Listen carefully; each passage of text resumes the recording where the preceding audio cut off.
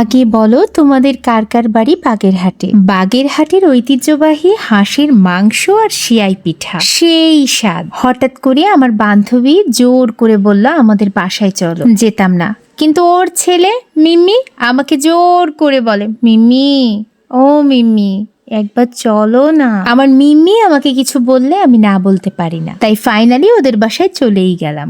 গিয়ে দেখি গ্রামীণ পরিবেশ, সবার মানসিকতা এত ভালো, এত ফ্রেন্ডলি, আমাকে অনেক স্নেহ সম্মান এবং অনেক যত্ন করেছে ওরা। আমি অনেক কিছু চাই না, শুধু মানুষের কাছ থেকে সম্মান আর যত্নটুকু চাই। যত্ন সেই করে যে ভালোবাসে, আদারওয়াইজ যত্নটা কখনোই কেউ করতে পারে না। যাই হোক, ওরা ডিসিশন নিল আমাকে হাঁসের মাংস আর সিয়াই পিঠা খাওয়াবে। বললেই তো আর হয় না, এটা যথেষ্ট সময় সাপেক্ষ।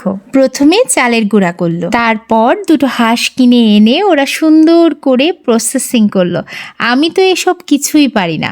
এত সুন্দর করে আমার বান্ধবী এই কাজগুলো করে, আমি এর আগে জানতাম না যে ও এত সুন্দর করে এইসব কাজ পারে।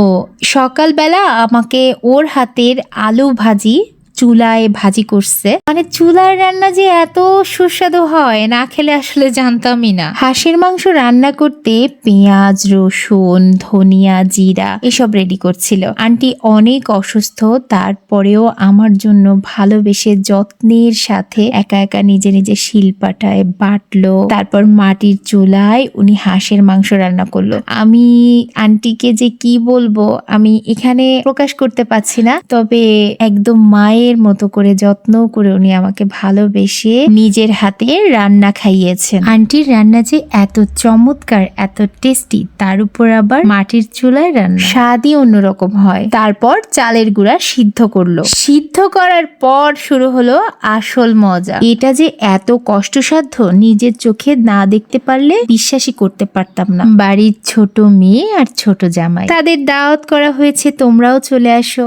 হাঁসের মাংস আর সিয়াই পিঠা খেয়ে যাও। এসে তো মহা বিপদে পড়েছে জামাই। জামাই ইঞ্জিনিয়ার, তাই জামাই সাহেবকে বলা হয়েছে তুমি টেস্টার দিয়ে সিদ্ধ চালের গুঁড়া প্রেস করো, একজন ঘুরাবে আর একজন গুঁড়া ছড়িয়ে দেবে। অনেক অপেক্ষার পর বাগেরহাটের গরম গরম সিয়াই পিঠা আর সাথে হাঁসের মাংস। তোমরা কে কে এই খাবার খেয়েছো কমেন্ট বক্সে জানাতে ভুলবে না কিন্তু। আমি তো বাগেরহাটের সিয়াই পিঠা আর হাঁসের মাংসের ফ্যান হয়ে গিয়েছি।